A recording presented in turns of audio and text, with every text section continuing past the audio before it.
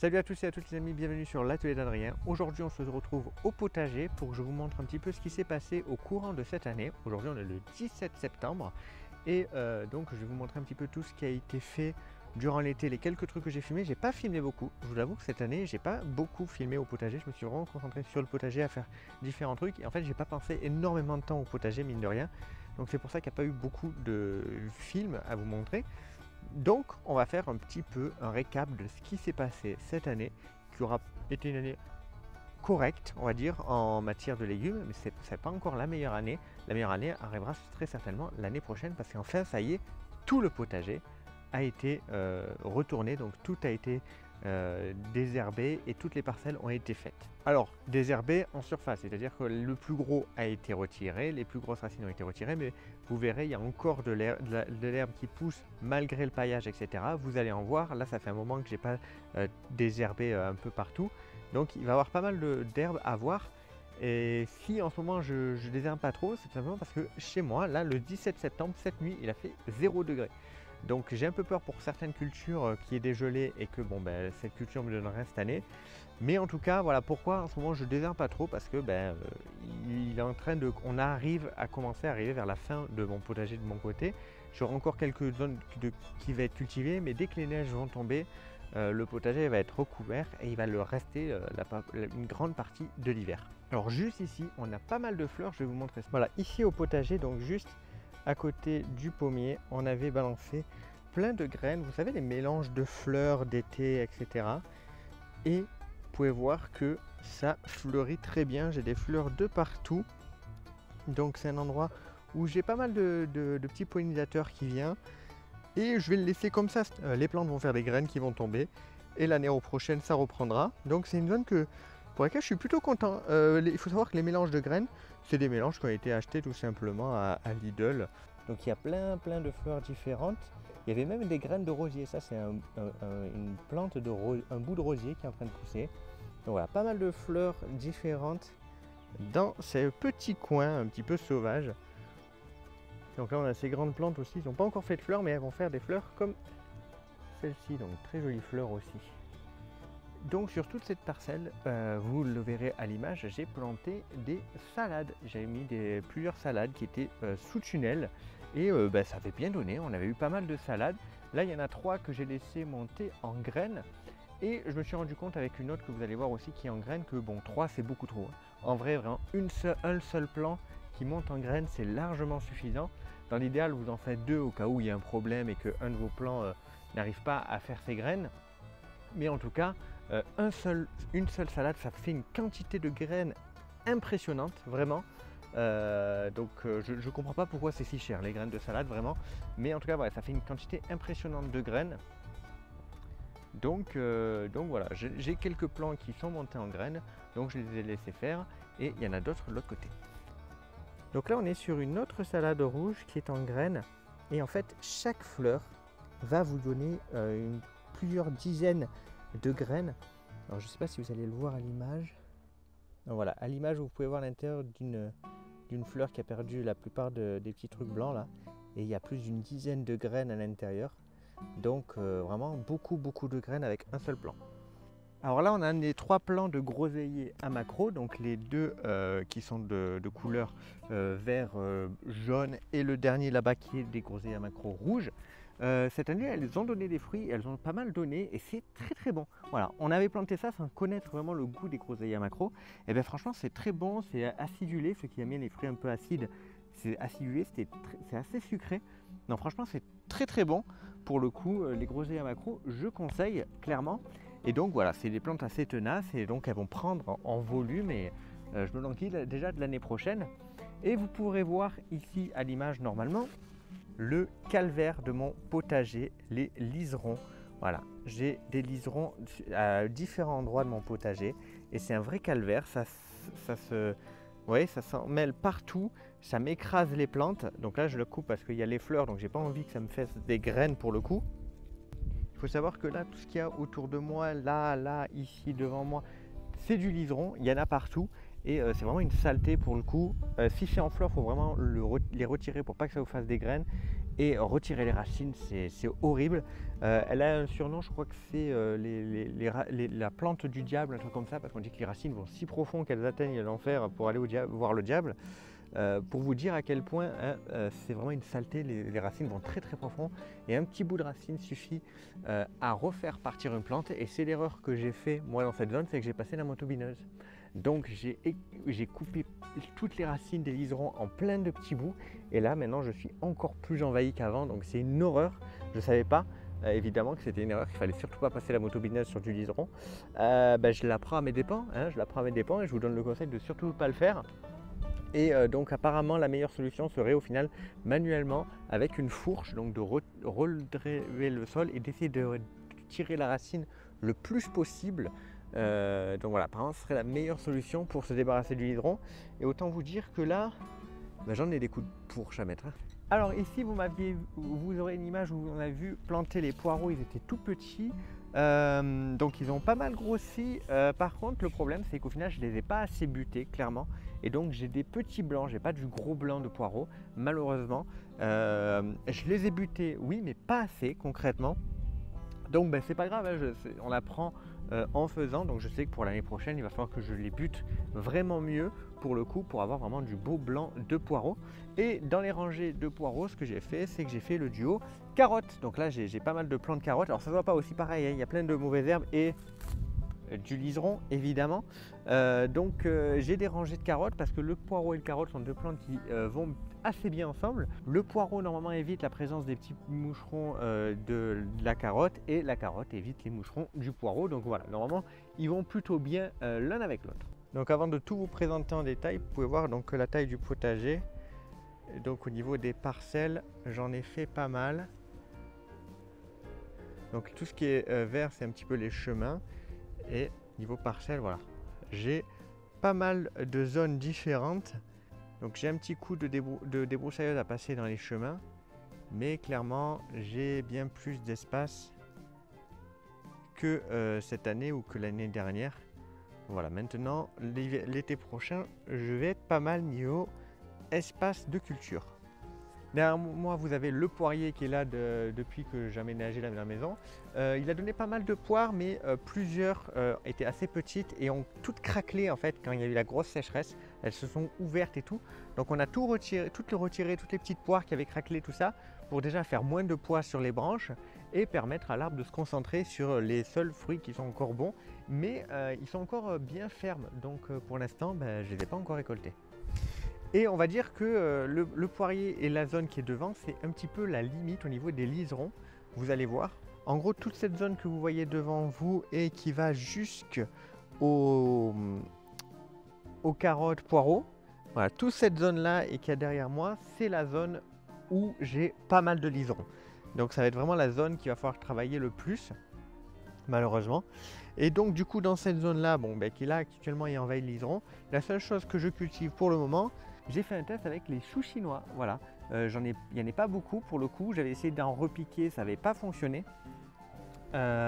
Pourtant il disait que le repiquage fonctionnait, mais apparemment pas du tout. Donc la prochaine fois je sais que je les ferai en rangée et j'éclaircirai comme pour les carottes.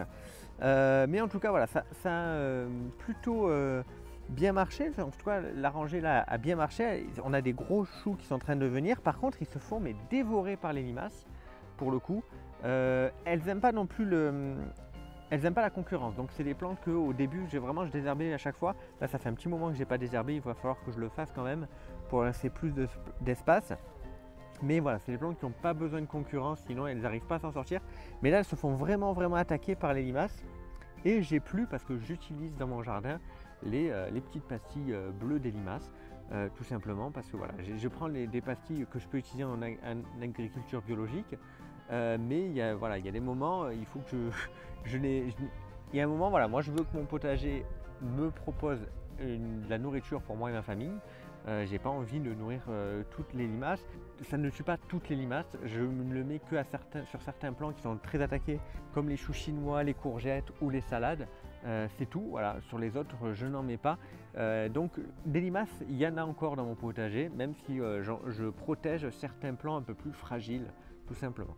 Donc ici on a les épinards. Alors pour le coup cette année ça n'a pas bien pris. Vraiment il y a eu cette zone là où ça a bien pris. Le reste ça n'a pas vraiment pris. Peut-être que j'avais planté au moment où il faisait vraiment très chaud. Donc c'est peut-être ça qui a pas aidé pour le coup. Je compte faire une autre rangée là où je n'en ai pas fait. Et là où ça n'a pas pris, ben, en remettre des grains tout simplement. Voilà. Peut-être qu'il y aura la neige entre temps qui va les recouvrir. Mais ben, je les retrouverai après la neige. Hein, comme l'année dernière. L'année dernière j'en avais planté. Il y a eu la neige. Ben, c'est pas grave. Et une fois que la neige était partie, ben, les plantes derrière étaient encore en bon état et donc on a pu manger des épinards. Alors derrière les épinards le plus proche donc de l'accès au potager, on a ici des plants de fenouil qui sont en train de se faire bien beaux et de bien grossir. Et ici on a 4 pieds de chou frisé qui, bon, pour le coup, tire un peu la tronche. Il y en a un qui est en train un peu de prendre, mais il est très en longueur. Pour l'instant il ne me fait pas la boule du chou frisé. Donc bon, à voir ce que ça donne. Et à côté de moi, de mes deux côtés, avec la structure que vous voyez au-dessus de moi que j'ai faite, maison avec quelques tasseaux et des restes de treillis de métal qu'on met dans les dalles, et ben j'ai fait un support pour les haricots. Et donc là j'ai des haricots verts, je les ai plantés assez tard les haricots verts, faut vous dire, ils m'ont pas encore donné. Ils sont en train de faire les fleurs et c'est d'ailleurs une des plantes pour lesquelles j'ai un peu peur avec les gelées qui arrivent, qu'au final ben, elles me donnent rien du tout.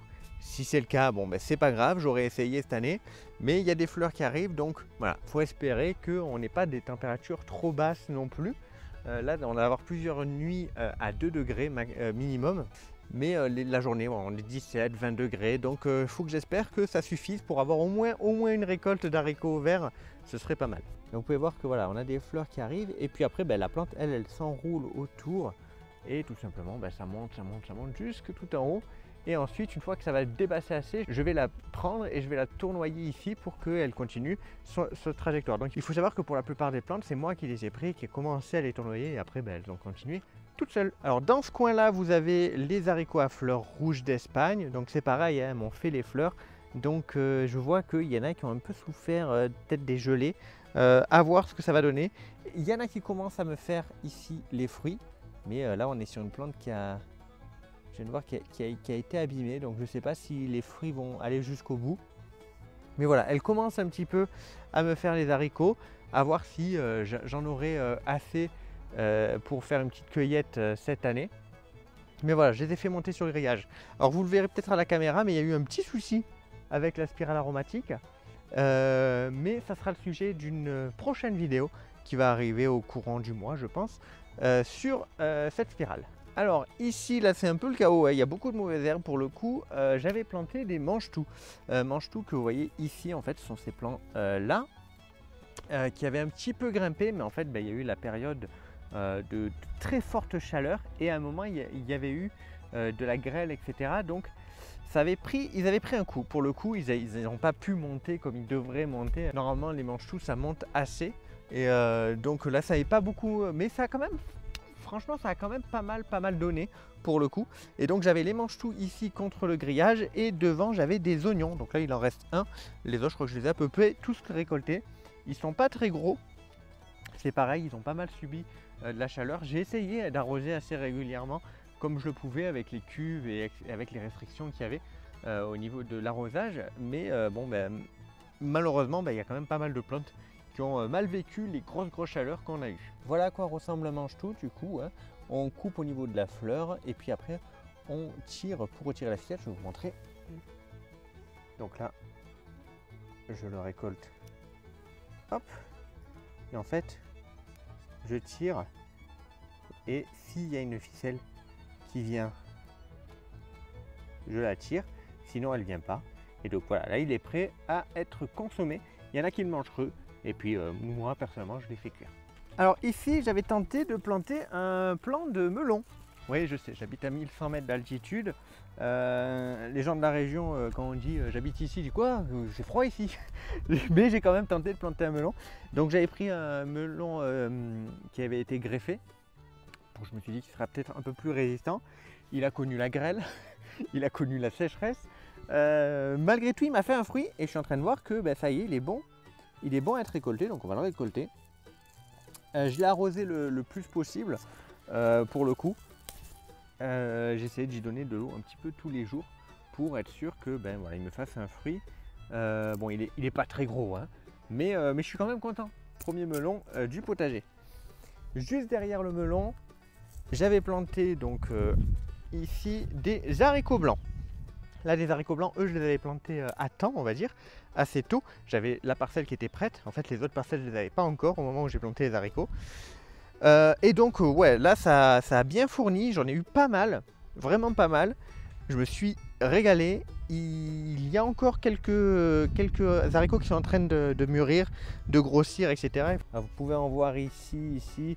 Voilà, il y a plus beaucoup de fleurs à quelques endroits, mais c'est surtout des petits qui sont en train de grossir. Et ceux-là, je ne vais pas les récolter, je vais les laisser sécher pour voir de récolter tout simplement le grain pour l'année prochaine. Ici, j'avais planté donc 6 plants de courgettes. Vous verrez à l'image, ils étaient tout petits quand je les ai plantés.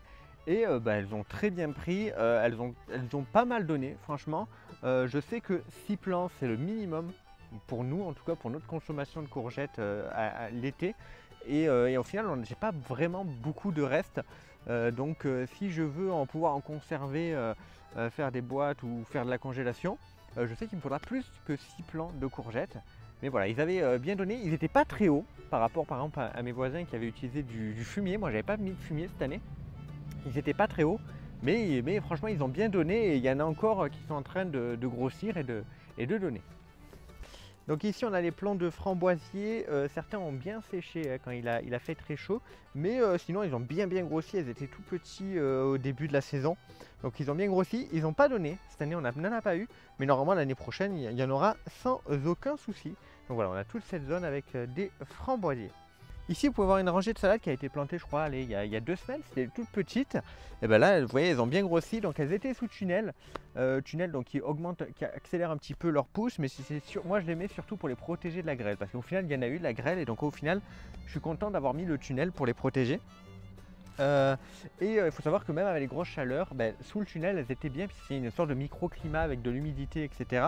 Même si c'est un tunnel percé, donc il y a pas mal de trous. Malgré tout, les autres salades avaient bien poussé.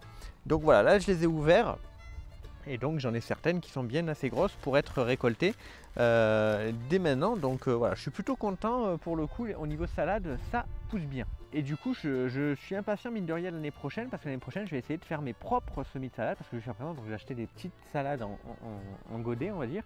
Et là, je vais pouvoir faire mes propres semis de salade à partir des graines des salades qui sont montées. Donc je suis impatient quand même de l'année prochaine. Et sur toute cette parcelle là, donc j'ai pas d'image à part celle où j'arrose un petit peu, où vous voyez des tout petits plants de pommes de terre. Donc c'était les pommes de terre que j'avais plantées là en butée. Et donc voilà, il n'y a plus rien, hein, tout a été récolté. J'en ai récolté un petit peu au cours de la période pour avoir des pommes de terre nouvelles très jeunes, donc très bonnes. Donc j'ai pesé à la fin et sans donc, peser les premières, mais au total j'ai eu à peu près 50 kg sur la zone. Donc c'est pas le truc le plus fou, mais vu la période encore une fois de grosse sécheresse qu'on a eu, franchement c'était pas mal. Voilà les amis, je pense qu'on a fait le tour du potager. Donc comme je vous l'ai dit, cette année je vous ai pas fait beaucoup de vidéos dessus. Je me rattraperai très certainement au cours de la fin d'année, puisque quand je mettrai le fumier, parce que je compte mettre du fumier cette année, vous le verrez, etc. Mais ça sera surtout l'année prochaine, je pense, je vous ferai beaucoup plus de vidéos sur donc, le potager en lui-même.